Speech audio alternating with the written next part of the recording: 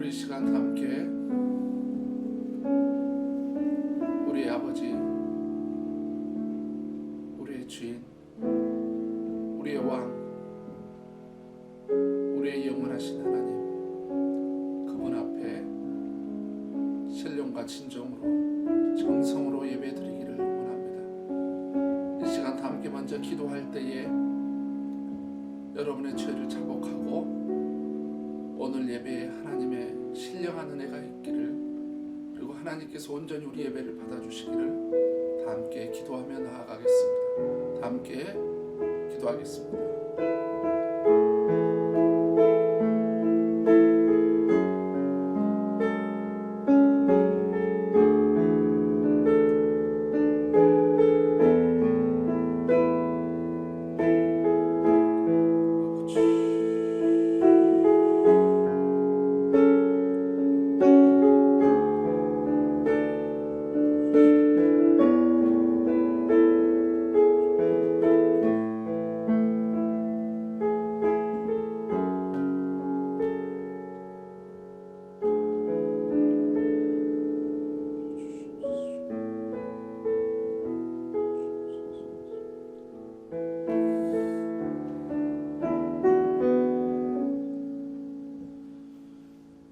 고린도전서 15장 58절 말씀. 그러므로 내 사랑하는 형제들아, 견실하며 흔들리지 말고 항상 주의 일에 더욱 힘쓰는 자들이 되라. 이는 너희 수고가 주 안에서 헛되지 않은 줄 알미라. 아멘. 하나님 아버지, 이렇게 우리에게 인간이 할 수 있는 가장 거룩한 행위인 하나님을 예배할 수 있는 이 자리로 저희들을 불러 모아 주신 것 감사합니다. 하나님께서 우리를 하나님의 자녀 삼아 주셨고 구원받게 주셨기에, 하나님의 백성을 삼아 주셨기에 우리가 이렇게 하나님의 은혜로 예배자가 될 수 있었습니다. 감사드립니다. 저희들을 거룩하신 하나님을 예배하는 자로 불러주셨으니 이 은혜 평생 잃지 않게 도와주시옵소서. 아버지 하나님, 이 시간 저희들은 온 마음과 정성을 다해 살아계신 우리 하나님을 영화롭게 하기 위하여, 경배하기 위하여, 찬양하기 위하여 신령과 진정으로 정성으로 예배를 드리기를 원하고 또 그렇게 드리오니 주여 우리 예배를 받으시고 오로지 하나님만 영광 받으시고 우리에게 하늘의 신령한 은혜들을 부어 주시옵소서. 주여 이 시간 주의 성령께서 함께하여 주시기를 간절히 바라고 원하오며 예수님의 이름으로 기도드렸습니다. 아멘.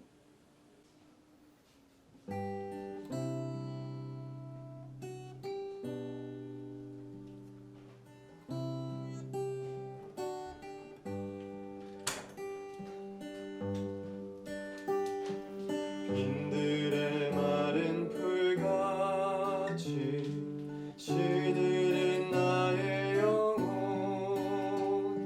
주님의 허락한 성령 간절히 기다리네. 가물함의 마른 땅에 단비를 내리시는 성령의 단비를 부어 새 생명 주옵소서. 하늘 문 여소서. 주의 뜻 이루게 성령님 오소서. 이 땅에 영원히. 빈들의 마른 풀같이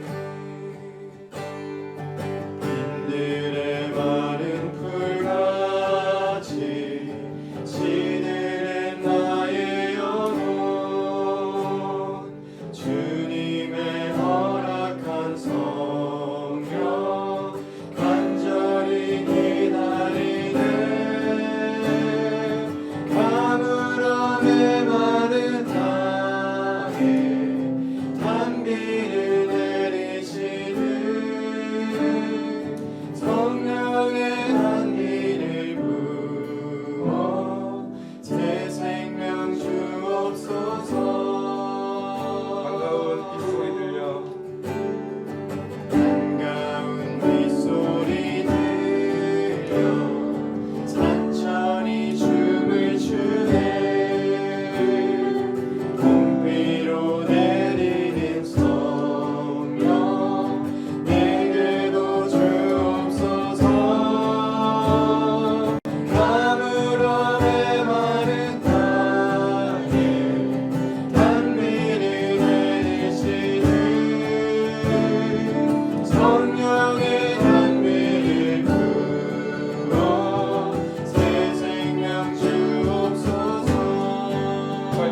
불을 내려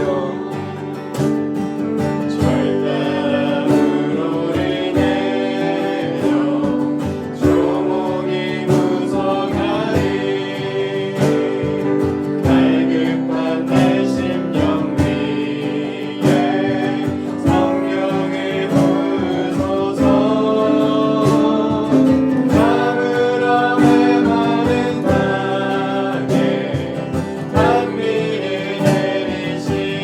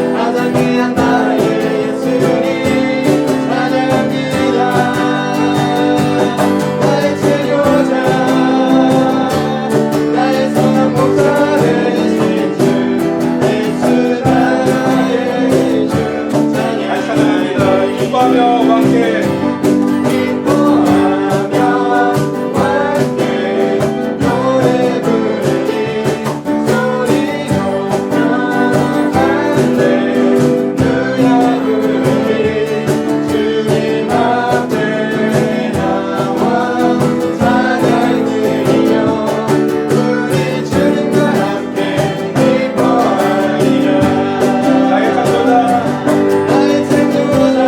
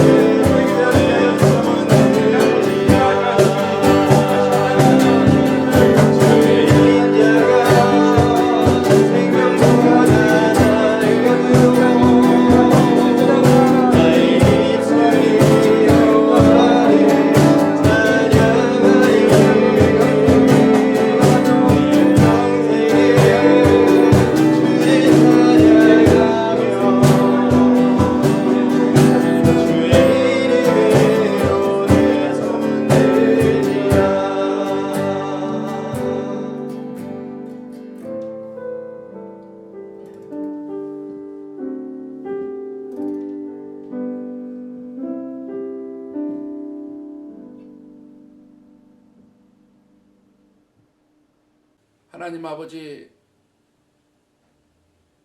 이렇게 저희들이 살아계신 하나님을 예배하게 하시니 감사합니다.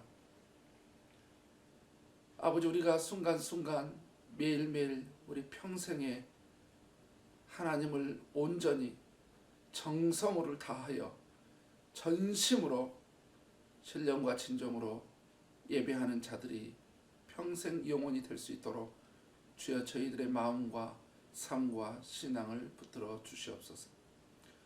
그럼에도 불구하고 하나님, 우리가 삶 속에서 아버지 하나님 고의적으로 때로는 모르고 알게 모르게 지었던 수많은 죄악들, 하나님의 마음을 아프게 하고 또 다른 사람들의 마음에 상처를 주고 아픔을 줬던 많은 죄악들, 주여 그 죄악을 이 시간 고백하오니 주여 용서하여 주시옵소서.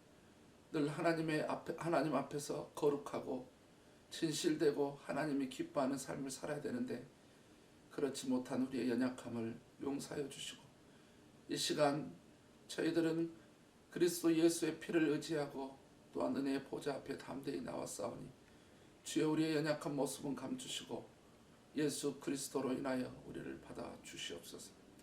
아버지 하나님, 지금 전 세계가 아버지 하나님 코로나로 인하여 정치적으로 인하여 환경적으로 인하여 경제적으로 인하여 신앙적으로 인하여 안보와 여러 가지 상황에 있어서 정말 고통을 받고 아파하는 민족들과 인류들이 너무 많사오니 주여 인류의 죄악을 용서하여 주시고 코로나를 비롯하여 인류가 겪고 있는 모든 아버지 하나님 이 아픔과 고통과 슬픔과 이 안타까운 현실을 긍휼히 여겨주시고 불쌍히 여겨주시옵소서.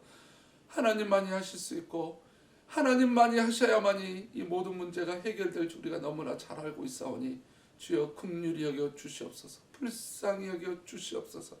하나님, 캐나다를 불쌍히 여기시고 이 캐나다가 하루속히 동성연애법이 폐지되어지고 마약법이 폐지되어지고 아버지 하나님 교회가 없는 곳에 교회가 세워지며 모든 교회들이 다시 한번 성경적으로 깨어나게 주여 도와주시옵소서.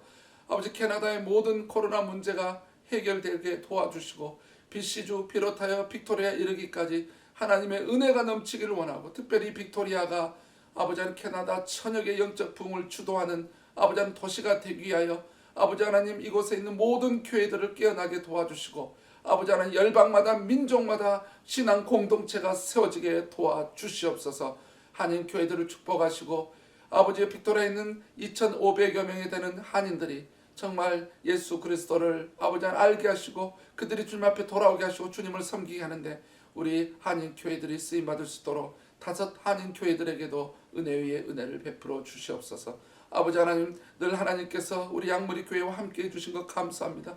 주님께서 우리 교회 주인이시고 주님께서 우리 교회를 주님의 피값으로 샀기에 아버지 하나님, 우리 교회 주인은 아버지 주님이십니다. 우리 교회를 아버지 하나님이여 역동적으로 움직이실 분이 성령님이십니다. 바로 우리 교회가 말씀의 기초석과 말씀의 기둥에 아름답게 귀하게 서갈 수 있도록 말씀 중심의 교회가 될 수 있도록 주여 은혜를 베풀어 주시옵소서. 아버지 하나님, 새로운 영혼들이 와서 구원받고 예수님의 참 제자들이 와서 헌신된 제자들이 와서 훈련받고 준비된 일꾼들이 와서 주님의 몸된 교회를 함께 세울 수 있도록 주여 영혼들을 보내주시옵소서. 아버지 하나님, 이제 하나님의 은혜로 하나님의 도우심으로 아버지 하나님 대면 예배를 할 수 있게 됐습니다.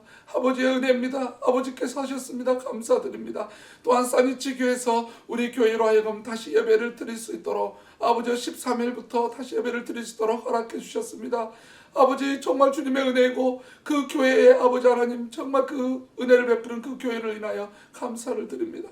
아버지, 이제 우리 교회가 온 성도들이 어린이부터 어른에 이르기까지 한 명도 아버지 하나님의 믿음에서 떠난 사람 없게 도와주시고 공동체에서 떠나간 사람 없게 도와주시고 다 함께 모여 아버지 주님을 찬양하고 예배하며 또한 함께 모여 공동체를 세워나갈 수 있도록 모든 영혼들이 아버지 나올 수 있게 도와주시고 또한 주님 신앙생활을 새롭게 하고자 하는 새로운 영혼들이 빅토리아에 있다라면 그 영혼들 또한 보내주셔서 주님의 몸된 교회가 주님의 은혜로 아름답게 성숙하고 믿음으로 성장해 갈 수 있도록 주여 은혜를 베풀어 주시옵소서. 특별히 아버지 하나님 우리 성도님들의 삶 가운데 늘 함께 해주시고 아버지 저들의 아버지 하나님이여 신앙과 아버지 하나님이여 저들의 아버지 하나님이여 경제와 아버지 하나님 저들의 건강과 저들의 가정과 하고 있는 사업과 모든 것 위에 하나님의 넘치는 은혜가 있기를 원합니다. 특별히 주님께서 우리 교회를 붙들어 주셔서 성령의 기름 부으심을 통하여 잃어버린 영혼들이 구원받게 도와주옵소서. 죄인들이 회개하게 도와주옵소서.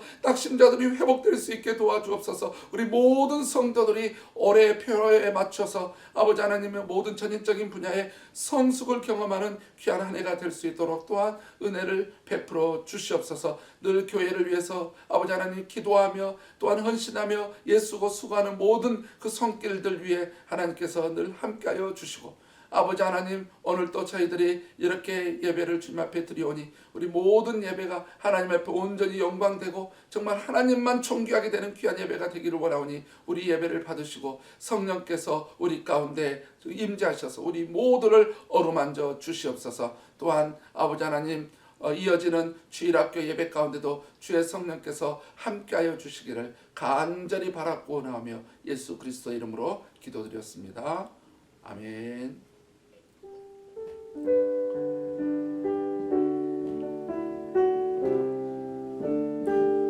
우리 시간 다 함께 하나님 앞에 귀한 예물을 드리도록 하겠습니다. 내가 원하는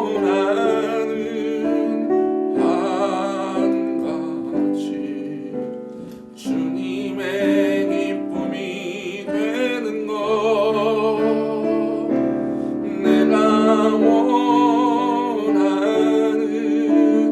한 가지 주님의 기쁨이 되는 것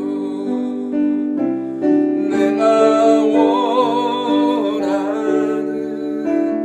한 가지 주님의 기쁨이 되는 것 내가 원하는 한 가지 주님의 기쁨이 되는 것 예물을 위해서 기도합니다. 하나님 감사합니다. 하나님 저희들에게 예물을 드릴 수 있도록 예물을 주신 것 감사합니다. 예물을 드릴 수 있도록 주님을 사랑하는 마음을 주신 것 감사합니다. 예물을 드릴 수 있도록 말씀에 순종하고자 하는 마음을 주셔서 감사합니다. 아버지 하나님 사랑하는 주의 백성들이 주님께서 허락하신 귀한 예물을 가지고 11조를 드리고 주일 헌금을 드리고 감사 헌금을 드리고 기타 여러 가지 주님 앞에 귀한 예물을 드렸사오니 하나님 이 예물을 받으시고 하나님의 존귀한 일에 거룩한 일에 써주시되 아버지 하나님 우리 교회와 우리 성도들의 아버지 하나님 재정과 경제적인 삶에 풍성한 은혜를 부어주시기를 원합니다. 주님은 분명히 우리가 드린 물질을 기억하고 계시고 다 우리가 드린 물질로 인하여 아버지 더 큰 은혜로 우리에게 갚으실 줄 믿사오니 우리 모든 성도들이 믿음으로 정성으로 주님을 사랑하는 마음으로 순종함으로 온전히 주님 앞에 귀한 예물을 드릴 수 있도록 아버지 하나님 물질 생활 가운데도 함께하여 주시옵소서. 감사드렸고 예수님의 이름으로 기도드렸습니다. 아멘. 할렐루야. 이제 드디어 6월이 됐습니다. 이제 한 달을 더 지내면은 이제 올해도 반년이 이렇게 지나가게 됩니다. 우리가 살아가는 모든 순간순간 정말 삶의 모든 것들이 다 하나님의 은혜임을 이렇게 우리가 경험하지 않을 수가 없습니다. 여러분 아무리 이렇게 어렵고 힘든 속에서도 우리가 건지하며 살아가고 있지 않습니까? 먹고 있지 않습니까? 그리고 생활하고 있지 않습니까? 여러분 아무리 세상이 어렵고 힘들어도 이렇게 우리가 주의 은혜로 살고 있음을 여러분 기억하시고 역시 우리 아버지는 우리 하나님은 당신의 백성들을 돌보시고 기르신다는 거 늘 여러분 기억하시고 여러분 그런 고백을 주님 앞에 늘 하는 여러분 되시기를 바랍니다.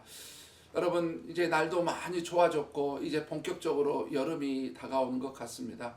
특별히 너무나 좋은 소식은 우리 성도들에게 이미 알려드렸듯이 또 성도님들도 알고 있듯이 대면 예배가 이렇게 가능하게 되어졌고, 드디어 다음 주 13일부터 우리 산지치 교회에서 예배를 드려도 좋다라고 이렇게 허락을 해 주셨습니다. 그래서 우리가 정말 이제 오늘 이 줌 예배가 마지막 예배가 되기를 그렇게 기도했고, 앞으로는 줌 예배가 이렇게 없도록 우리가 앞으로는 계속적으로 지속적으로 이제 대면 예배를 할 수 있도록 여러분 그렇게 기도하시고 그런 마음을 가지고 늘 주님 앞에 아뢰는 여러분이 되시기를 부탁드리겠습니다. 여러분 주님 안에서 평안하시지요?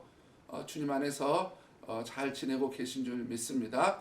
우리 이 시간 우리는 이렇게 주의 은혜로 평안한 가운데 살고 있지만 여전히 세계 곳곳에 화산으로 인하여, 코로나로 인하여, 여기 무력 충돌로 인하여, 또 경제나 정치나 신앙이나 다른 이 굶주림이나 여러 가지 이 환경적인 문제로 인해서 고통을 받고 있는 우리 전 세계 지구촌에 많은 사람들이 있습니다. 우리 그 영혼들을 품고 우리 이 시간에 기도하는 시간을 갖도록 하겠습니다. 다 함께 기도하도록 하겠습니다.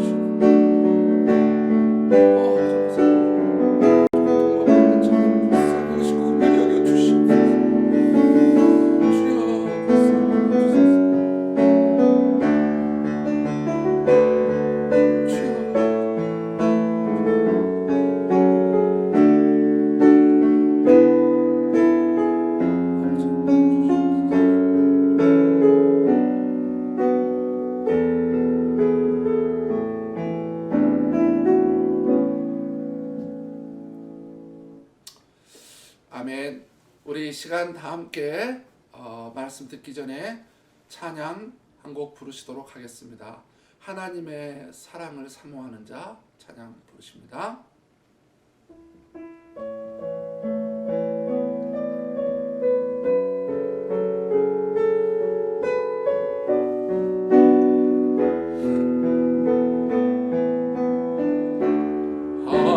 하나님의 사랑을 사모하는 자, 하나님의 평안을 바라보는 자, 너의 모든 것 창조하신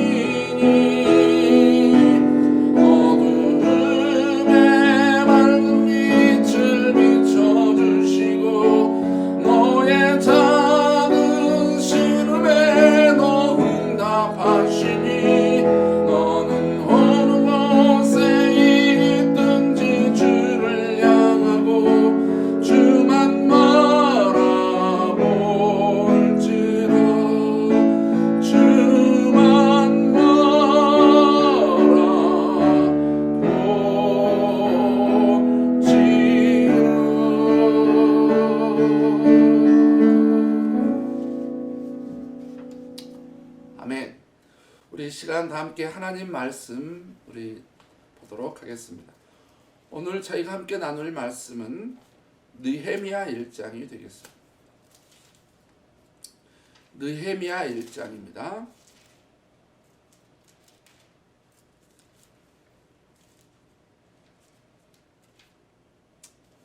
우리 구약 성경 726페이지 될 것입니다. 구약 성경 726페이지에 있는 느헤미야 1장 말씀을 보겠습니다.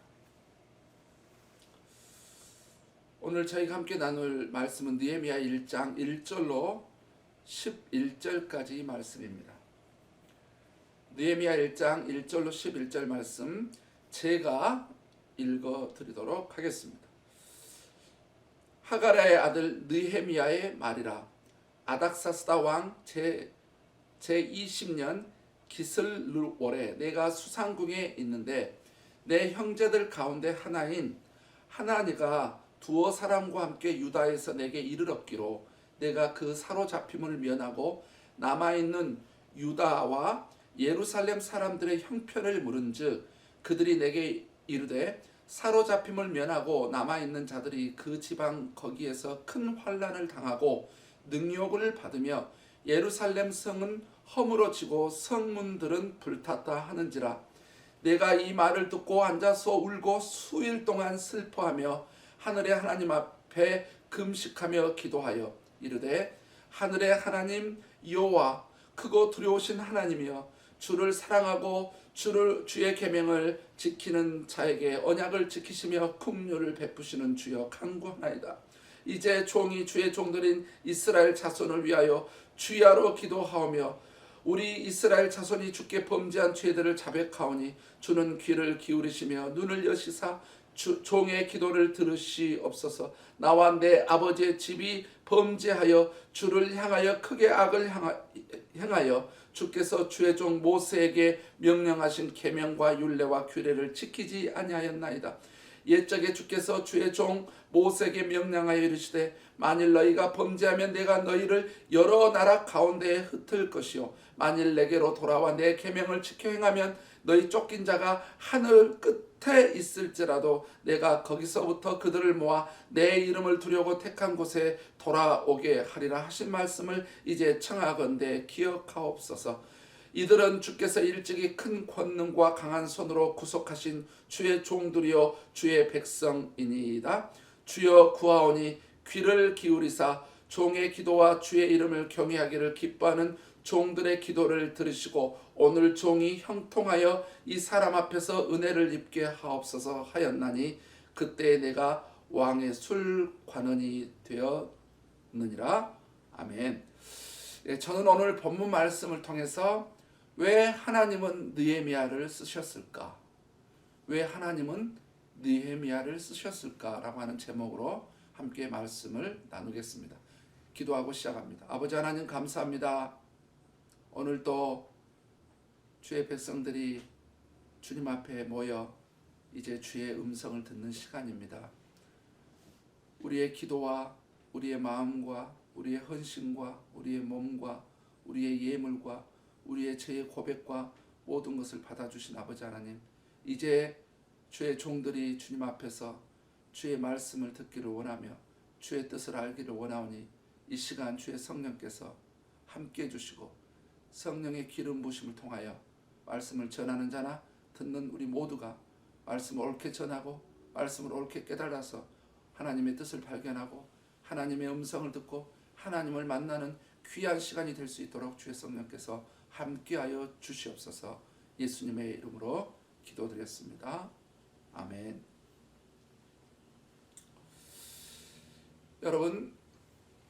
여러분이 중요한 사업을 하고 있는데 딱 한 사람이 필요합니다. 중요한 사업에 여러분에게 딱 한 사람이 필요합니다. 그러면 여러분은 어떤 사람을 쓰시겠습니까? 여러분이 사람을 쓸 때, 사람을 볼 때 여러분이 보고 있는 기준은 무엇입니까? 무엇을 보고 어떤 것을 보고 여러분은 사람을 쓰시렵니까? 하나님께서도 하나님의 뜻을 이루기 위하여 쓰시는 사람들이 있습니다. 비단 딱 한 가지만이다 라고는 말할 수 없고, 하나님께서 각 사람을 쓰실 때는 다 어떤 이유가 있습니다.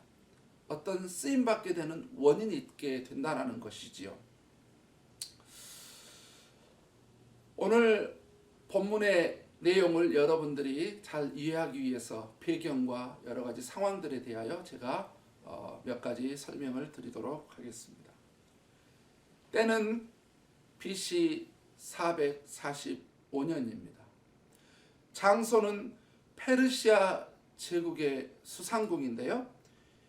이 수상궁은 지금의 이란 남서부 쪽에 있는 지역이라고 볼 수 있겠습니다.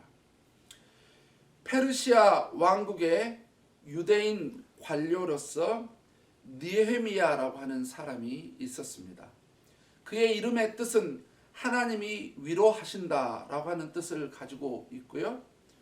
스룹바벨이 이끈 1차 귀환 BC 537년에도 가지 않았던 사람이고, 당연히 여기 오랜 과거였기 때문에 어쩌면 본인이 태어나기 전이었는지도 모릅니다. 그때도 간 사람도 아니고, 에스라가 이끈 2차 귀환 458년에도 가지 못하고 남아 있었던 사람입니다. 그런데 그는 그 어려운 이국 땅에서 노예 생활, 종의 삶을 살면서도 하나님을 경외하고 하나님을 사랑하고 하나님의 말씀대로 살아가는 신실하고 경건한 신앙인이었습니다. 어느 날 2차 포로 귀환, 즉 BC 458년에 그 에스라와 함께 유대 땅으로 귀환을 갔던 사람으로서 느헤미야의 형제 가운데 한 명인 하나니야와 두어 사람이 이제 다시 수상궁에 오게 되어 있습니다. 느헤미야가 살고 있는 것으로. 그들에게 물어봅니다. 사로잡힘을 면하고 남아있는 유다와 예루살렘 사람들은 어찌 됐느냐라고 했는데, 사로잡힘을 면하고 남아있는 유다와 예루살렘 사람들이라고 하는 것은 1차 귀환과 2차 귀환에 걸쳐 갔던 사람들의 소식과 그 다음에 예루살렘 상황이 좀 어떻게 됐는지 그런 것을 물어봤다라고 하는 것입니다. 그들의 대답이 예루살렘에 있는 사람들이 그 지방에서 큰 환난을 당하고 능욕을 받으며 예루살렘 성은 허물어지고 성문들은 불탔다라고 하는 소식을 듣게 되자, 이 말을 들은 느헤미야는 어떻게 되느냐? 4절을 보십시오. 내가 이 말을 듣고 앉아서 울고 수일 동안 슬퍼하며 하늘의 하나님 앞에 금식하며 기도하여. 느헤미야는 하나님 앞에서 통곡을 하며 민족의 죄를 고백하고 민족을 불쌍히 여겨달라고, 민족을 위하여 하나님의 말씀 즉 언약을 이루어 달라고, 민족에 대한 기도에 응답해 달라고, 마지막으로 자신이 페르시아 왕 앞에서 은혜를 받을 수 있도록 해달라고 간절히 울부짖으며 고통스럽게 기도하고 있는 모습을 우리는 발견할 수 있습니다.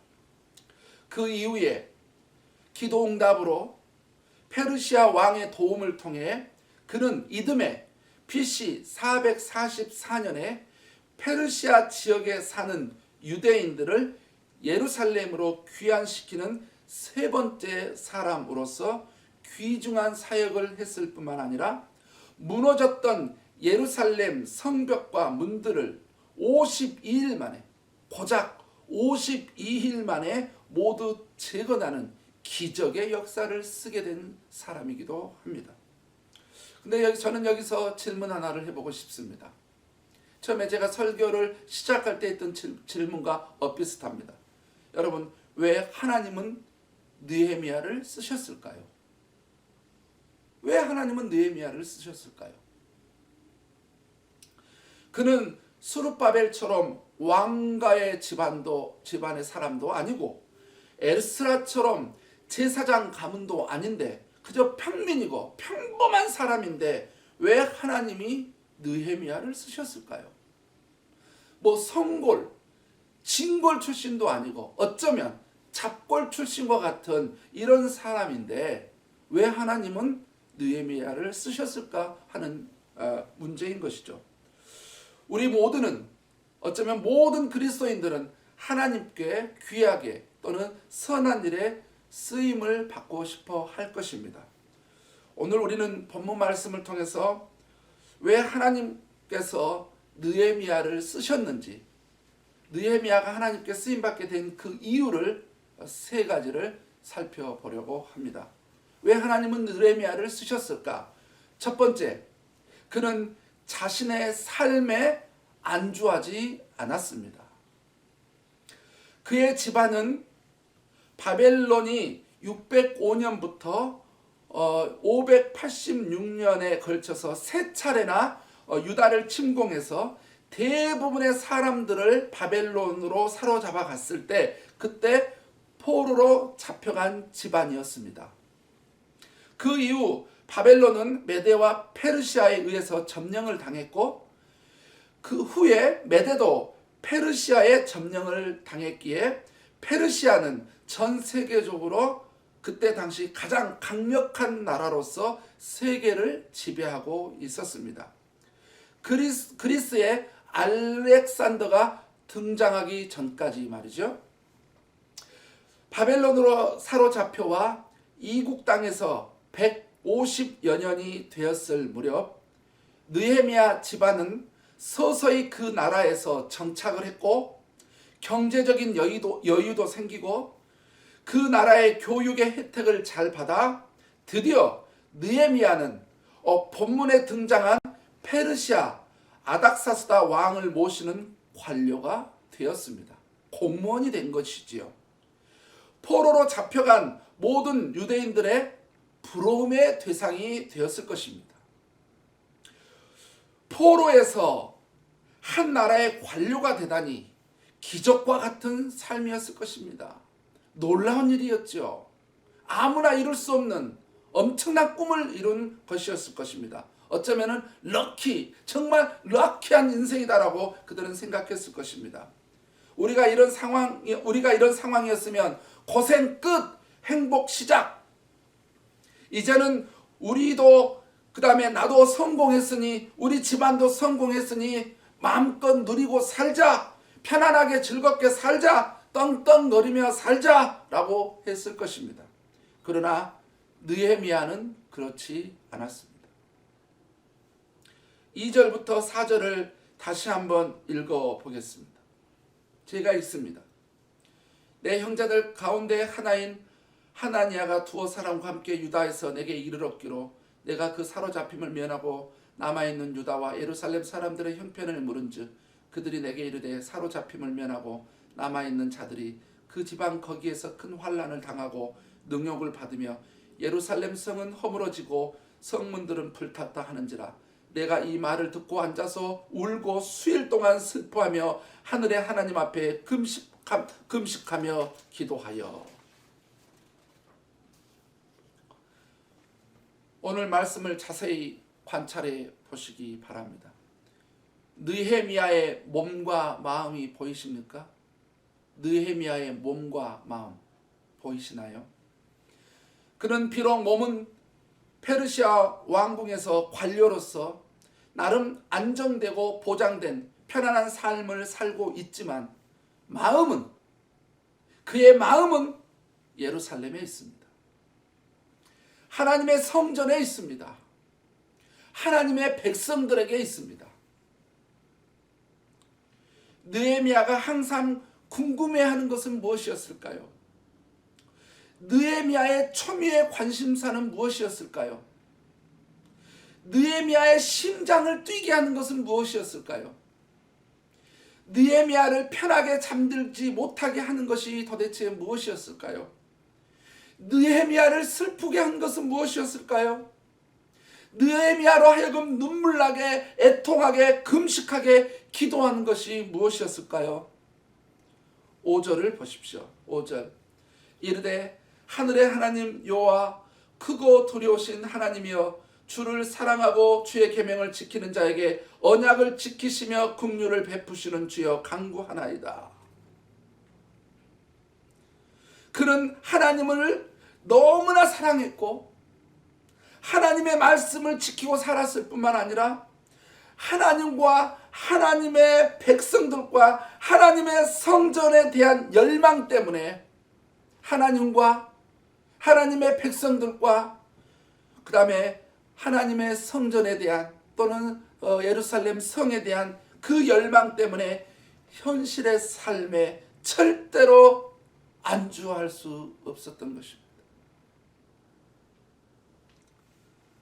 자신과 자신의 가정만 잘 되면 되는 것이지, 나만 잘 되고 내 가정만 잘 되면 되지 라고 하는 이런 생각을 가지고 있는 현대인들과는 전혀 다른 생각을 가지고 살았던 느헤미야. 그는 자신의 현실에 안주하지 않고 하나님께서 일하시고 있는 것에 관심을 가짐으로써 하나님께 쓰임받는 사람입니다. 하나님께서 일하고 계신 곳에 관심을 가짐으로써 하나님 앞에 쓰임받은 것이죠. 현실의 삶에 그래서 안주를 할 수가 없었던 것입니다. 예수님께서도 이런 말씀을 하셨죠. 아버지께서 일하시니 나도 일한다 라고 말씀하셨습니다.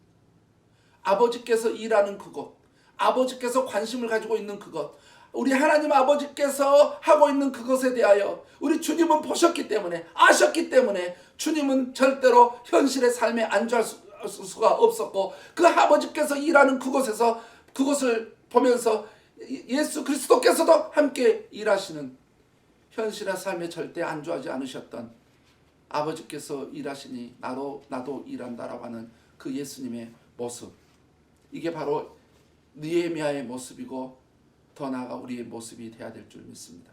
그래야만이 우리가 현실에 안주하지 않게 되는 것입니다. 자, 왜 하나님께서 느헤미야를 쓰셨을까요? 두 번째, 그는 민족을 품었습니다. 민족을 품었습니다. 이제 우리는 하나님께서 느헤미야를 쓰신 두 번째 이유를 발견해야 될 것입니다. 그 두 번째 이유는 바로 느헤미야가 민족을 자신의 가슴에 품었다는 사실입니다. 6절을 읽도록 하겠습니다. 이제 종이 주의 종들인 이스라엘 자손을 위하여 주야로 기도하오며 우리 이스라엘 자손이 주께 범죄한 죄들을 자복하오니 주는 기울을 기르시며 눈을 여시사 종의 기도를 들으시옵소서. 나와 내 아버지의 집이 범죄하여. 10절을 더 볼까요? 이렇게 되어 있죠. 이들은 주께서 일찍이 큰 권능과 강한 손으로 구속하신 주의 종들이요 주의 백성이니이다. 주의 종들이요 주의 백성이니이다. 이스라엘 백성들이지요.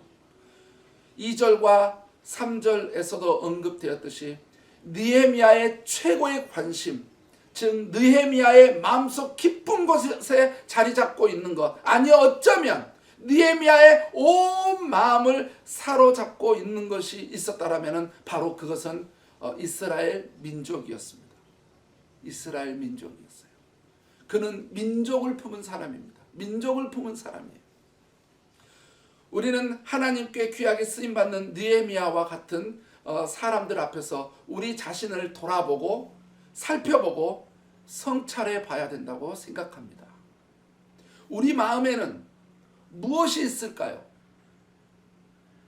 우리는 무엇을 품고 있을까요? 우리 마음에는 무엇으로 가득 차 있을까요? 혹시 돈은 아닙니까? 혹시 명예는 아닌지요? 혹시 향락은 아닌지요? 혹시 안락한 삶은 아닌지요? 혹시 쾌락은 아닙니까? 어떤 소유물이 아닌가요? 아니면 이성인가요? 아니면 성공, 아니면 행복, 기타 등등 여러분의 마음에, 그리고 제 마음에 가장 가득 차 있는 것이 무엇일까요? 무엇으로 우리 마음이 가득 차 있고 우리는 무엇을 지금 우리 가슴에 품고 있을까요?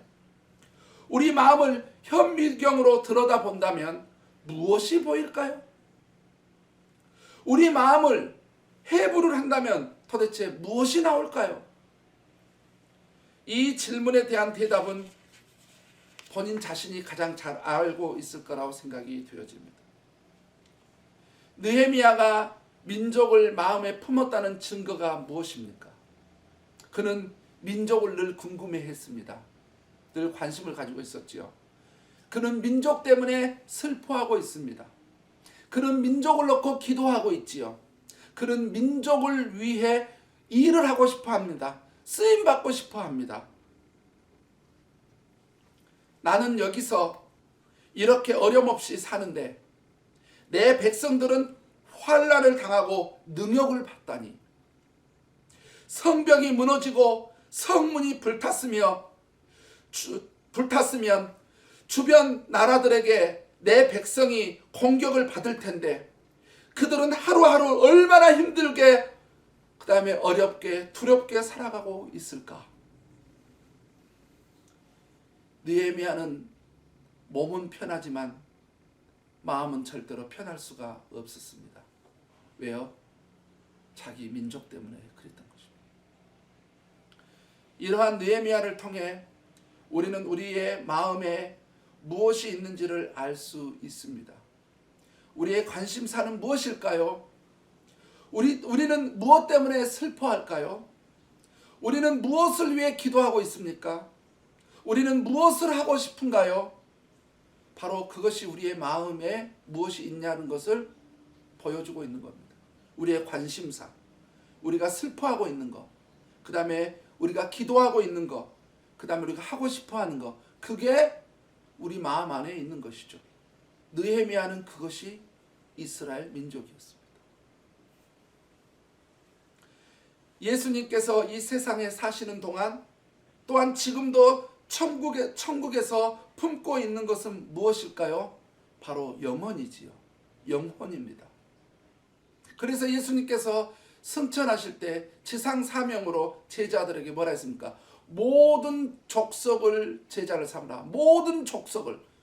그리고 또한 뭐라 했습니까? 모든 민족에게 복음을 전해라. 보십시오. 모든 족속, 모든 민족. 주님은 마지막 가실 때까지, 그리고 지금도 천국에서 오로지 최고의 관심사, 주님의 최고의 관심사, 주님의 마음에 가득 차 있는 것, 그건 바로 인간의 영혼이지요.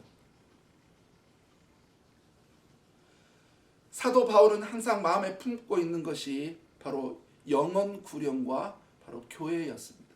항상 마음에 어떻게 하면 더 많은 영혼들에게 복음을 전해서 잃어버린 영혼들을 예수님을 알게 할까, 구원을 받아 하나님의 자녀가 되게 할까, 그거하고 또 하나는 항상 바울의 마음속에 가득 차 있었던 것이 뭐냐면 교회였습니다. 그래서 하나님은 그를, 사도 바울을 통해서 그렇게 수없이 많은 영혼들을 구원받게 하고 가장 많은 교회를 세우는 일에 사도 바울을 쓰셨습니다.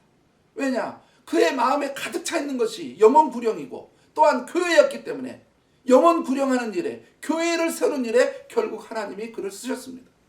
저와 우리는 마음에 무엇이 있을까요? 무엇으로 가득 차 있을까요? 무엇을 품고 있을까요?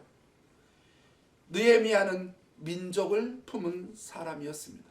그래서 그는 민족을 위해서 귀하게 쓰임을 받았던 것이지요. 마지막으로 하나님께서 느헤미야를 쓰셨던 이유 세 번째는 그는 하나님께 쓰임을 받고 싶어 했습니다. 우리는 지금까지 느헤미야가 쓰임받은 두 가지 이유를 살펴보았습니다. 첫째가 그는 현실에 안주하지 않는 사람이었고, 둘째는 민족을 품은 사람이었기 때문에 그랬다라고 살펴보았습니다. 이제 우리는 하나님께서 느헤미야를 쓰신 이유 가운데 하나인 그는 하나님께 쓰임을 받고 싶어 했다는 부분을 함께 살펴볼 필요가 있습니다. 11절을 읽어보겠습니다.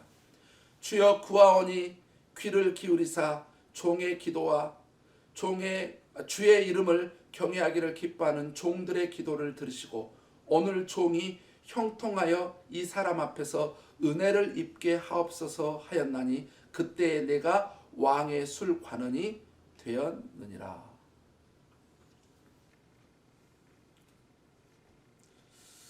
특별히 11절에서 오늘 주의 종이 형통하여 이 사람 앞에서 은혜를 입게 하옵소서라고 기도한 내용을 좀 더 자세히 관찰해 보도록 하겠습니다. 여기서 주의 종이라고 하는 건 누굽니까? 당연히 느헤미야죠. 그러면 이 사람 앞에서는 오늘 본문 1장에 등장한 페르시아 왕 누굽니까? 아닥사스다 왕이 되겠죠. 자, 이 사람 앞에서 은혜를 입게 하옵소서. 오늘 형통하여 은혜를 입게 하옵소서 이렇게 돼 있어요. 자, 그러면 여기서 은혜를 입게 하옵소서라고 하는 내용이 무슨 말이냐 말이죠. 은혜를 입게 하옵소서.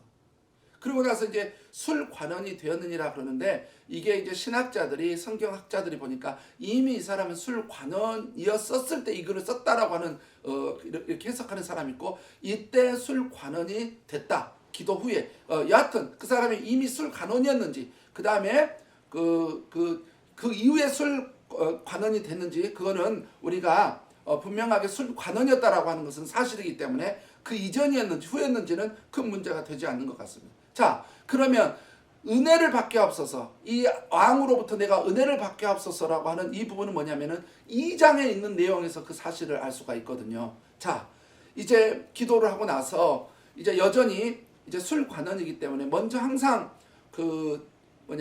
술을 먼저 마셔봐야 되잖아요. 왜냐하면 그때만 해도 술을 통해서 독을 넣어가지고 살해하는 사람들이 많았기 때문에 자기가 가장 신뢰가 가는 사람에게 술관원을 맡기거든요. 그래서 느헤미야가 술관원장이에요. 그래서 느헤미야가 술을 맛보고 왕이 아무 이상이 없는 것 같습니다. 그러면 그때 이후에 왕이 마시게 되는. 그래서 가장 자기가 신뢰하는 사람을 이렇게 심는 거죠. 그러니까 느헤미야가 가장 신뢰를 받는 사람인 거죠. 그래서 항상 왕 옆에 있는 겁니다. 근데 어느 날 2장의 내용이 그런 거예요. 어느 날 이렇게 왕이 있는데 느헤미야가 이렇게 왕 앞에 있는데 얼굴에 수심이 가득한 거예요. 뭔가 근심이 가득한 것 같아요. 그래서 왕이 물어본 거예요. 느헤미야, 왜 오늘은 얼굴 안색이 안 좋다? 뭔 일 있느냐? 처음에는 아닙니다. 괜찮습니다. 아니다. 네가 보니까 평소에 너 얼굴이 아니다. 너에게는 분명히 마음에 무슨 근심이 있다. 마음에 무슨 아픔이 있는 거야. 솔직하게 이야기를 해봐. 한번 해봐. 어떤 부탁이라도 내가 들어주마. 한번 이야기를 해보라니까. 그때 바로 왕이 이렇게 말한 게 아니라 그때 묵도하죠. 잠시 묵상을 하고 어떻게 말을 해야 될지 하나님 지혜를 달라고 기도를 했을 것이고 잠시 이렇게 묵도한 다음에 이제 이야기를 합니다. 솔직하게 이야기를 하는 거죠. 왕이여, 항상 저를 신뢰해 주시고 저를 써주신 거 정말 감사드립니다. 그 은혜는 정말 제가 평생 잊지 않을 것입니다. 그런데 왕이 알듯이 저는 유대인이지 않습니까? 우리 집안은 150년 전에 이렇게 노예로 바벨론에 잡혀왔고, 그래서 메데 페르시아 이 페르시아 왕국이 전 세계를 지배하고 있을 때 지금 우리 집안은 원래 유대 집안으로서 노예로 잡혀왔던 사람인데 하나님께서 은혜로 저를 이렇게 관료까지 만들어 주셨습니다. 감사드리죠. 그리고 왕에게도 감사드립니다. 그런데 제 마음에 근심이 있는 것, 아픔이 있는 것은 하나가 뭐냐면 우리 돌아간 1차 스룹바벨과 2차 에스라와 함께 돌아갔던 우리 민족이 거기서 주변 사람들에게 너무나 큰 환난을 당하고 있답니다. 능욕을 받고 있답니다. 그리고 예전에 우리가 하나님께 그렇게 예배드렸고 정성을 다해서 예배드렸던 그 성전, 그리고 그 예루살렘 성벽이 다 회파되고 그 다음에 성문들은 다 불탔다고 해서 제가 제 형제간 하나님을 통해서 제가 그 소식을 듣게 돼가지고 너무너무나 마음이 아파서 너무너무 힘듭니다. 그래서 왕께서 허락만 해주신다면, 제게 허락해 주신다면 제가 나머지 이 지금 페르시아에 살고 있는 나머지 우리 유대인들을 데리고 귀환을 할 수 있을런지, 그 다음에 왕께서 정말 도와주시고 허락만 해주신다면 제가 그곳에 편안하게 갈 수 있도록 모든 길을 저에게 좀 이렇게 안보해 주시고 이렇게 호의해 주시고 그래서 편안하게 갈 수 있도록 도와주시고 우리 백성들이 갈 수 있도록 도와주시고 그 다음에 거기 도착했을 때 거기에 성벽을 재건하고 성문을 다시 보수하는데 필요한 재료들을 다 이렇게 제공해 달라고 편지도 좀 써주시고 그 다음에 우리를 힘들게 하고 있는 그 사람에게 너희들 느헤미야가 갈 때 느헤미야를 도와야지 힘들게 하면 내가 가만히 두지 않겠다라고 그런 편지를 좀 써서 이 종으로 하여금 정말 왕 앞에 제가 은혜를 받을 수 있도록 하면 안 되겠습니까? 제가 하나님 앞에 이런 일에 쓰임을 받고 싶습니다 라고 이렇게 솔직하게 요청을 드렸어요. 그때 이 이야기를 들었던 아닥사스다 왕이 좋다, 오케이, 좋아, 자 그러면 네가 백성들을 데리고 간다는 거지? 오케이, 그럼 언제 갈 거야? 언제 갈 겁니다. 그러면 나는 너가 너무 필요하니까 꼭 언제까지는 돌아온다고 약조를 해줘라. 그러니까는 느헤미야가 알겠습니다, 제가 언제까지는 꼭 돌아올 겁니다 라고 약조를 합니다. 그리고 나서 좋아, 데리고 가. 그리고 자 호위병이 필요하지. 자 내가 호위병에서 너희들 그 예루살렘에 도착할 때까지 누구도 너희들 건들지 못하도록 할게 하고 호위병을 세워요. 그리고 편지까지 줍니다. 가서 누구누구는 방해한 누구누구는 다 모든 것을 스톱하고 자 이 사람이 필요한 모든 재료들은 다 지급해주라, 공급해주라라고 이렇게 편지까지 해서 이제 느헤미야가 거기에 도착해서 드디어 이제 3장부터는 드디어 성전 보수, 그 다음에 성벽 보수, 그 다음에 불탔던 성문들을 이렇게 다시 만들게 되는 그런 일들을 하게 되는 것이죠. 자, 느헤미야의 요청과 왕의 허락을 통해서 자 유다 백성들을 귀환시키고요.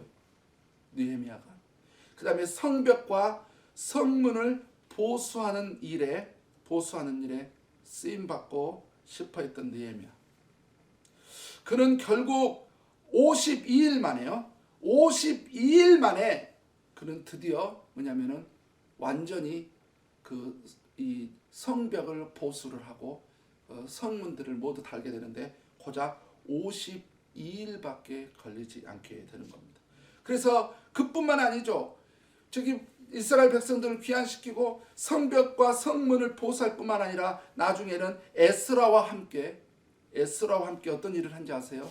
바로 영적 부흥을 일으키는 일에도 거기까지 하나님께서 느헤미야를 쓰셨던 것을 볼 수가 있습니다. 여러분, 저는 이 느헤미야를 볼 때마다 느헤미야야 정말 훌륭한 사람이고 정말 잘 준비된 사람이지만 저 같은 사람을 보면, 윤길남이라고 하는 사람을 보면 정말 하나님의 은혜에 그저 감사할 수밖에 없어요. 왜냐하면 저 같은 경우도 제가 어렸을 때 신앙생활을 초등학교 때부터 했지만 예수님을 몰랐고 제가 중학교 2학년 때 복음을 들었어요. 그때 예수님을 영접을 했습니다. 그러고 나서 신앙생활을 잘 했어야 되는데 하지를 않았어요. 잘 못했습니다. 근데 어떤 이유인지 모르겠는데 여하튼 게을러서 그랬는지 아니면 누구 말에 교회 가다가 누구한테 맞아서 그랬다는 말도 있고 막 그러는데 기억이 잘 안 나요. 그런데 저도 모르게 여러 아시는 분들 아시겠지만은 제 다리가 발등에 이게 병이 이렇게 생기는 거예요. 이유 없이 이게 발등이 부어오고 까매지고 그래서 나중에 보니까 어떠냐면은 뼈가 이 발가락 뼈 하나가 썩어가지고 골수염이 된 겁니다. 그래서 다리를 자를 수밖에 없게 돼서 이미 다리는 잘라야 된다라고 의사 원장님은 결정을 했고 모든 수술실에서 모두가 이제 수술을 하고 준비하려고 할 때 우리 어머님과 제가 울면서 하나님 앞에 기도를 했죠. 나 좀 한 번만 도와주면 안 되겠냐. 우리 어머님은 내 아들 좀 도와달라고. 아니 어떻게 다리를 자릅니까 하면서 어머님 오열하다가 쓰러지시고 저도 막 침대 위에서 저도 기도하고 하나님 나 좀 도와달라고. 저 좀 한 번만 도와주시면 안 되겠냐고. 그랬을 때 하나님께서 한 의사를 통해서 한번 어차피 자를 건데 수술을 해보자라고 하는 제안을 해서 그 원장이 수렴을 해가지고 시도를 했는데 수술이 성공돼가지고 다리를 자르지 않고 발가락 뼈가 하나가 없지만 이렇게 건강하게 운동도 잘하고 살고 있지 않습니까? 하나님께서 제 다리를 분명히 잘려야 됐던 내 다리를 하나님께서 정말 지켜주신 것이죠. 그러다가 또 교회를 다니다가 또 교회를 안 갔어요. 이제 중학교 3학년 때 어떻게 되냐면은 폐결핵이 걸렸는데 영양실조로 못 먹고 그렇게 해서 영양실조에 걸렸는데 얼마나 이게 심해졌는지 폐 3분의 2가 다 잊었다고. 사진을 찍어보니까 폐가 이렇게 모양이 있어야 되잖아요. 근데 3분의 2는 하얗고 3분의 2만 까만 모양이 나온 거예요. 그러니까 이미 폐결핵균이 3분의 2를 점령을 했어요. 거의 이 정도면은 중증 이상이고 회복이 안 될 수도 있다고 그랬어요. 왜냐하면은 제 막내 여동생도 폐결핵으로 완전히 그게 점령을 당해가지고 폐결핵균이. 그래서 우리 여동생 같은 경우는 꽤 오래전에 거의 한 10몇 년 전에 하나님 품으로 갔거든요. 저도 3분의 2 정도까지 탔어요. 그래서 저도 봤더니 사진이 신기하더라고. 어떤 폐가 모양이 있어야 되는데 사진을 찍었더니 위에만 조그맣게 2개 있고 나머지는 다 하얗게 나오는 거예요. 결핵균이 그렇게 완전 점령을 한 거죠. 그래서 학교에서 전염성도 있을 수 있고 그러기 때문에 안 되고 또 몸도 허약하기 때문에 학교를 진학할 수가 없다 그래가지고 제가 고등학교 1학년을 합격만 해놓고 1년 동안 학교를 못 다니고 뭐냐면 휴학을 했잖아요. 그래서 1년 동안 학교를 못하고 쉬었어요. 그래서 섬에 가서 제 몸을 다시 회복시키고 약을 먹어야 되는. 그래서 그 이후에 하나님께서 다시 건강을 주시고 지금 어떤 누구보다도 건강하게 지금 살아가고 있는데요. 그렇게 세월이 지나서 이제 고등학교 때 와서 양육을 받고 정말 하나님께서 다시 하나님의 사랑을 회복시키시고 그의 확신도 더 정말 강하게 해주시고 성령의 임재도 경험하고 그러면서 정말 고등학교 때 정말 얼마나 제 신앙이 뜨거웠는지 모르겠습니다. 정말 기도하는 그 시간들, 예배 드리는 그 시간들, 말씀 보는 시간들, 양육받는 그 시간들, 막 잃어버린 영혼들을 막 전도하는 막 그 시간들, 얼마나 그냥 이 고등학교 때 제가 막 뜨거웠는지 지금도 생생합니다. 그때로 회복하고 싶을 정도로. 그래서 이제 고등학교 3학년이 돼서 이제 진로를 결정해야 되잖아요. 그때 정말 하나님 앞에 제가 간절히 기도했죠. 뭐라고 기도했냐면은 나는 이미 다리가 잘렸어야 되고 이미 죽었어야 되는데 나를 정말 다리도 고쳐주시고 그 다음에 내 죽을 목숨도 다시 살려줬으니까 하나님 정말 저는 하나님이 나 같은 사람을 불러만 주신다면 주의 종으로 불러만 준다면 저는 평생 제 인생의 모든 것을 들여서 제 삶의 모든 것을 들여서 주님을 위해서 살겠습니다. 그러나 제가 인위적으로 주님의 일을 할 수 없고 주님이 불러주셔야 되기 때문에 주님 제가 쓰임받고 싶습니다.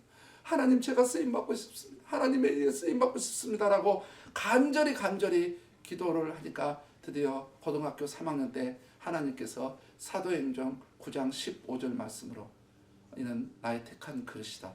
복음을 전하기 위하여. 그래서 그 말씀으로 나를 콜링해서 그때 20살 때부터 지금까지 주의 길을 걸어오고 있습니다. 정말 주님께 간절하게 쓰임받고 싶어하는 주의 종으로서 목회자로 쓰임받고 싶어하는 정말 그 마음과 열망과 기도를 드렸더니 하나님께서 나를 그렇게 불쌍히 여겨주셔서 은혜로 저를 써주시고 계십니다. 감사하지요. 느헤미야는 정말 이 이스라엘 백성들의 남은 백성들을 귀환시키고 거기 가서 성벽을 다시 재건하고 문들을 다시 달고 해서 지금 이스라엘 백성들이 정말 건재하게 살 수 있도록 그 다음에 신앙으로 다시 회복될 수 있도록 그 일에 본인이 쓰임받고 싶어서 하나님께 그런 일에 선한 일에 쓰임받고 싶어서 간절히 기도했고 그 요청을 왕에게 했더니 하나님께서 아닥사스다 왕으로 하여금 그 일을 허락해 주었다. 여러분 느헤미야는 하나님 앞에 귀하게 쓰임받고 싶어했던 사람이었습니다. 그래서 하나님께서 느헤미야를 써주신 것이죠. 이제 설교를 마치면서 저는 질문을 해봅니다. 여러분은 현실에 안주하려고 하는 자입니까? 아니면 여전히 성장하고 성숙하려고 하는 자입니까? 여러분의 마음속에 무엇으로 가득 차 있습니까? 마음으로 무엇을 품고 있습니까? 여러분은 어떤 부분에서 하나님께 쓰임받고 싶으십니까? 우리 모두는 느헤미야처럼 될 수는 없어도 느헤미야처럼 하나님께서 주신 은사에 따라 귀하게 쓰임받는 사람이 될 수 있습니다. 어떤 사람들은 말합니다. 하나님께 쓰임받고자 하는 것도 욕심이라고. 속지 마십시오. 그것은 욕심이 아니라 선한 소망입니다. 성경은 말합니다. 천국은 침노를 당한다고요. 천국은 침노를 당한다. 즉 하나님께 선한 일에 쓰임받고자 하는 사람들에 의해서 천국은 침노를 당하는 것입니다. 하나님께 정말 선한 일에 쓰임 받고자 하는 그런 사람들이 천국을 침노하게 되는 것이지요. 저는 여러분 모두가 하나님 앞에 선한 일에 귀한 일에 쓰임 받는 자들이 되시기를 주의 이름으로 축복합니다. 기도하겠습니다. 아버지 하나님 감사합니다. 아버지 하나님 감사합니다. 느헤미야가 하나님 앞에 이렇게 쓰임 받을 수 있었던 이유, 그는 현실의 삶에 안주하지 않았고 민족을 품었고 하나님 앞에 귀하게 쓰임 받고 싶어하는 열망이 있었던 사람입니다. 우리 양무리교회 모든 성도들이 느헤미야와 같은 사람들이 될 수 있도록 주여 도와주시옵소서. 예수님의 이름으로 기도했습니다. 아멘. 우리 이 시간 다 함께 마음이 상한 자를 고치신 주님, 이 찬양 부르시고 나서 말씀 앞에 헌신의 기도를 하는 시간 갖도록 하겠습니다.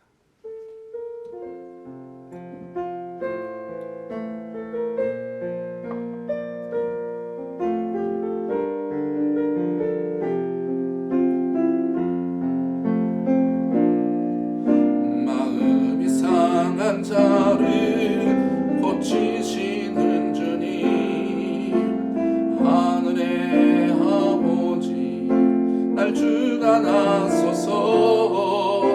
주의 길로 인도하사 자유케 하소서. 새 일을 행하사 부흥케 하소서. 의에 줄이고 목이 마르니 성령의 기름 부소서. 의에 줄이고 목이 마르니 내 잔을 채워 주소서. 성령으로 채우사 주보게 하소서. 주의 임재 속에 은혜 알게 하소서. 주 뜻대로 살아가리 세상 끝날까지. 나를 빚으시고 새날 열어주소서. 의에 줄이고 목이 마르니 성령의 기름 부소서. 의에 줄이고 목이 마르니 내 잔을 채워주소서. 우리 시간 함께 기도하겠습니다. 오늘 말씀을 붙들고 하나님, 제가 현실에 안주하지 않게 도와주소서. 하나님, 내가 민족을 품고 또 하나님이 원하시는, 하나님께서 기뻐하시는 그것을 품게 도와주소서. 하나님 앞에 쓰임받고자 하는 열망을 갖게 도와주옵소서. 여러분 기도하시기 바랍니다. 다 함께 기도하시기 바랍니다. 아버지 하나님, 아버지 하나님, 오늘도 말씀드리겠습니다. 우리에게 하나님께서 왜 느헤미야를 쓰셨는지를 보게 하시고 알게 하시죠. 주여, 그는 현실의 삶에 안주하지 않았습니다. 아버지는 느헤미야 모습을 보고 끊임없는 성숙과 끊임없는 성공.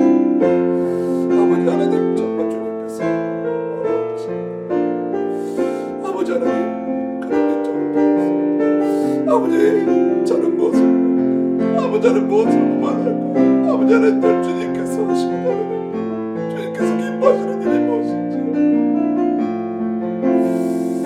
주여, 주여, 주여, 정말 주님께서 정말 주님께서는 내 인간이야말로 세상 하나님께서 입고자 하는 그 열망, 아버지님 정말 도와주소서.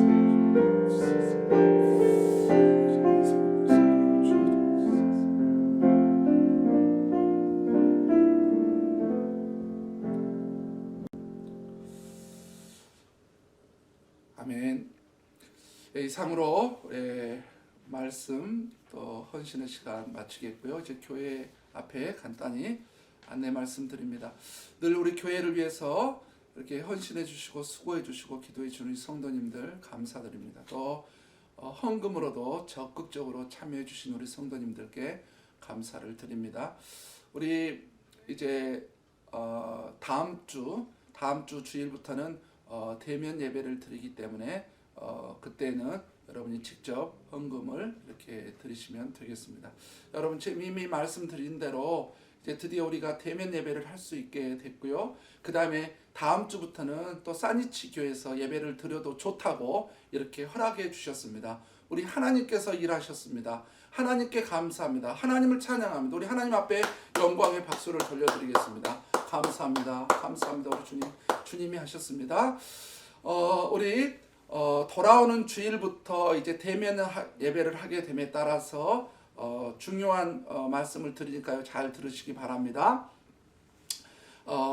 이제 1시부터 1시 40분까지는 섬김의 예배가 됩니다. 즉 뭐냐면은 우리 목회자들과 그 다음에 찬양팀과 어린이 교사들이 또 이 섬기는 사람들이 드리는 예배입니다. 그래서 이때 한 4-50분 정도 이렇게 예배를 드리고 그 다음에 본예배, 여러분들이 참여할 본예배는 일반 우리 성도님들이 참여하는 본예배는 2시가 되겠습니다. 그래서 2시에 예배를 드리기 때문에 1시 55분까지는 입실하셔서 기도로 준비해 주시기 바랍니다. 왜냐하면 2시가 되면 예배를 시작하기 때문에 2시까지 오시면 안 되고 미리 5분 전에 오셔서 기도로 준비하시기 바랍니다. 그래서 2시부터 3시까지가 이제 본 예배가 되겠습니다. 청소년부터 그 다음에 어른들에 이르기까지 본 예배를 드리고요. 이 본 예배를 드리고 있을 때에 우리 바깥에 있는 복도에 있는 두 교실에서 초등부와 유치부가 각각 분반 공부를 합니다. 정교사가 있고요, 보조교사까지 있어서 2명씩 들어가서 우리 아이들을 이렇게 성경적으로 또 우리 교회에서 만드는 그 공과 주제에 따라서 양육을 하게 되겠습니다. 그러니까 어린이들 제자 훈련은 이 주일날 2시부터 3시에 바로 이 분반 시간에 되어지는 것이죠. 청소년은 토요일날 하고 이제 청년, 주부, 장년들은 평일에 하고 있지 않습니까? 그리고 나면 이제 3시에 예배가 끝나게 되면 우리 성도님들은 이제 교실에 가셔서 어린이들 분반 공부했던 교실에 가셔서 다과도 하고 담사도 나누시고 그 다음에 어린이들이 다시 이 그 예배당으로 들어와서 3시부터 3시 반까지 예배를 드리게 되겠습니다. 어린이 예배를. 그때 정말 찬양도 어린이들이 너무 잘하고요. 말씀도 제가 또 전하게 됩니다. 준비된 말씀을 이렇게 하게 되지요. 그래서 3시 반에 어린이 예배가 끝나고 나면 그때 우리 어린이들과 온 성도들 담소도 나누고 또 다과를 할 수 있으면 하고 그렇게 하다가 4시가 되면 이렇게 교회에서 사니치 교회에서 이렇게 빠져나오는 이렇게 우리가 시간이 주일날 배분이 되겠습니다. 그렇게 하시고요. 잘 기억하시고 제가 또 이번 주 주말경에 금요일이나 토요일경에 한 번 더 이 부분에 대해서는 상세하게 공지를 하도록 하겠습니다. 그렇게 아시면 되겠습니다. 자, 기타 다른 소식들이 있으면요 계속 제가 알리겠고 여전히 이번 주도 줌을 통해서 정상적으로 새벽기도 그 다음에 금요기도 모임 이런 목장 모임 성경 공부는 정상적으로 진행이 되겠습니다. 혹시 다른 소식들이 더 있으면 나중에 우리 성도들에게 소식을 전하도록 하겠습니다. 우리 이 시간 다 함께 주기도문송 하시고 축도하며 모든 예배를 마치겠습니다.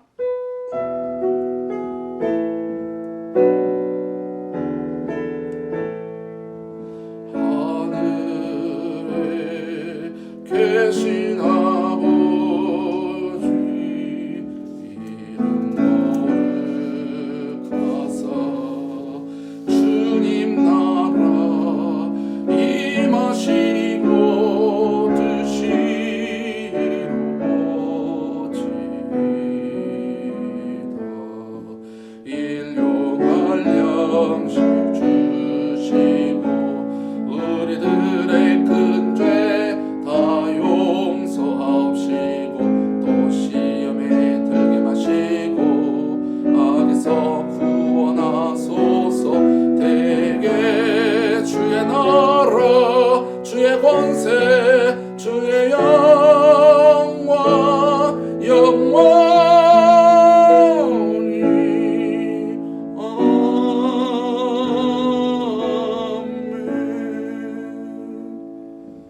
남은 우리 주 예수 그리스도의 은혜와 하나님의 크신 사랑과 성령님의 내주치료 역사 교통하심이 현실에 안수하지 않고 민족을 품고 하나님께 쓰임받고자 하는 갈망을 가지고 살았던, 그래서 하나님께서 느헤미야를 쓰셨던 것처럼 하나님 앞에 귀하게 쓰임받기를 갈망하는 우리 성도들 위해 지금부터 영원토록 함께 하시기를 예수님의 이름으로 축원드리옵나이다. 아멘.